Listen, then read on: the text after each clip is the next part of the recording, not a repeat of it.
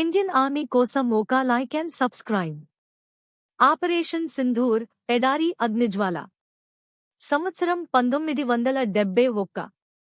ప్రపంచం తూర్పు యుద్ధరంగాన్ని చూస్తుండగా రాజస్థాన్ ఎడారి గర్భంలో ఒక రహస్య ఆపరేషన్ జరుగుతోంది. ఆ ఆపరేషన్ పేరు సింధూర్ యుద్ధం. శాంతంగా కనిపించిన ఇసుక గుట్టల వెనుక ఘోరమైన ప్రమాదం దాగి ఉంది. పాకిస్తాన్ ట్యాంక్ దళాలు థార్ ఎడారి గుండా భారత భూభాగంలోకి దూసుకురావడానికి సిద్ధమయ్యాయి. వారిని అడ్డుకోవడం కోసం భారత సైన్యం అత్యంత రహస్య ప్రణాళిక సిద్ధం చేసింది. ఈ యుద్ధానికి నాయకత్వం వహించినవాడు major Arjun Rathore, armoured corps ధైర్యసాహసవంతుడు.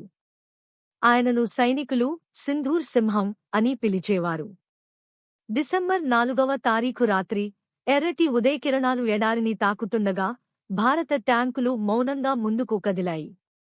ఇసుక తుఫానులో దాగి శత్రు స్థావరాల వైపు సుడిగాలి వేగంతో సాగాయి. ఒకసారిగా పాకిస్తాన్ గోలందాజు దళాలు గర్జించాయి.